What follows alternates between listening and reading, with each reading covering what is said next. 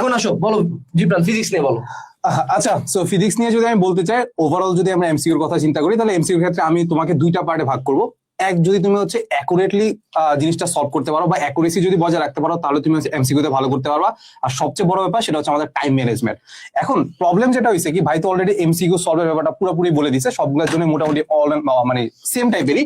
But ফিজিক্সের ক্ষেত্রে একটা ডিফারেন্স হচ্ছে কি, মানুষজন আসলে টাইম ম্যানেজমেন্টের প্রতি অনেক বেশি ফোকাস করে ফেলে। যেমন সিম্পলি যদি ভাই আমি একটা জিনিস দেখাই, সরি একটু ইয়াটা করতে, এই কলম। হ্যাঁ, সাপোজ চিন্তা করো যে আমরা ধরো টাইম ম্যানেজমেন্ট ঠিক রাখার জন্য আমরা কি করতে পারি। সাপোজ হচ্ছে শর্টকাট মুখস্থ করতে পারি, তাই তো? সো সাপোজ হচ্ছে আমরা আদর্শ গ্যাসের ক্ষেত্রে একটা শর্টকাট কি ছিল মনে আছে, হ্রদের গভীরতা বা হচ্ছে লেকের গভীরতা, ঠিক না?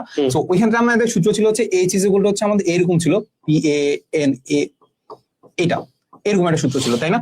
এখন এই সূত্রটা মুখস্থ করতে পারো বা মুখস্থ না করতে পারো, it's up to you. But fact যারা বলছিলাম যে টাইম ম্যানেজমেন্টের প্রতি এত বেশি ফোকাস করো যে ধরো সাপোজ এই সূত্রটা মুখস্থ করলা, বাট এই সূত্রটার পিছনে যে কনসেপ্টটা তুমি এটা বুঝতে পারতেছো না, যে এই কনসেপ্টটা বোঝার জন্য যে এখানে আসলে আমাদের টিটা কনস্ট্যান্ট থাকে, টেম্পারেচার কনস্ট্যান্ট রাখতে হবে।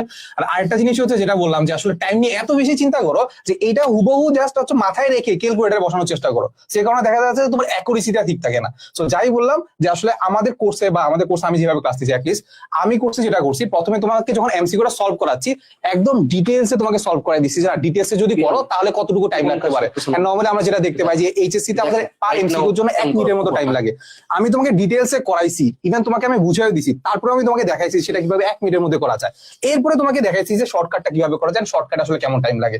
সো মোটামুটি যেটাই বললাম যে করার টাইমে এটলিস্ট বোঝার চেষ্টা করবা যে কনসেপ্ট আসলে কি ছিল। ফিজিক্সের ক্ষেত্রে আসলে আমাদের সিকিউ এমসিকিউর মধ্যে একটা যে ডিফারেন্স আছে সেটা হচ্ছে শর্টকাট করবা, বাট কতটুকু শর্টকাট করবা এটা একটু বোঝাটা ইম্পর্টেন্ট।